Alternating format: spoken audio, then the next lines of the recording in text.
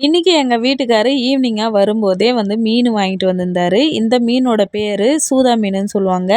அங்கேயே வெட்டி குடுத்துட்டாங்க. நான் வீட்ல கிளீன் பண்ணேன். இன்னைக்கு மீன் வாங்கிட்டு வந்ததுக்கு காரணம் என்னன்னா, 4 நாளைக்கு முன்னாடி இங்க ஸ்ராவு மீனுன்னு சொல்லிட்டு ஒரு கருவாட்டு குழம்பு செஞ்சிருந்தோம். அது எங்க மாமியார் தான் பண்ணியிருந்தாங்க. அத ஆஃபீஸுக்கு எடுத்துட்டு போயிருந்தாரு. அங்க இருக்கவங்க எல்லாரும் சாப்பிட்டு ரொம்பவே சூப்பரா இருக்கு. இதே மாதிரி பச்சை மீன்ல செஞ்சு எடுத்துட்டு வாங்க. சூப்பரா இருக்கு குழம்புன்னு சொல்லியிருக்காங்க. அதனால தான் இன்னைக்கு மீன் குழம்பு செஞ்சோம். குழம்பு தாளிச்சு விட்டுட்டு அடுப்புல வச்சுட்டு வந்துட்டேன். அதுக்குள்ள எங்க வீட்டுக்கார் நெறைய இந்த மாரி திங்ஸ்லாம் வாங்கிட்டு வந்திருந்தாங்க. ஓணம் பண்டிகைக்காக இப்ப கொஞ்சமா வாங்கினா தான் நாளைக்கு நாளன்னைக்கு போல காய்கறிலாம் வாங்கிட்டு வரலான்னு சொல்லிட்டு, நல்லா பெருசா பூசணிக்காய், அதுக்கப்புறம் தேங்காய் எண்ணெய் மெயினான விஷயம். இந்த மாரி ஓரளவுக்கு பொருள்லாம் வாங்கிட்டு வந்தாச்சு. அதுக்குள்ள மீன் குழம்பு ரெடி ஆயிடுச்சு. இதுலேருந்து கொஞ்சமா ஆட்டை போட்டு நாங்க சாப்பிட்டோம்.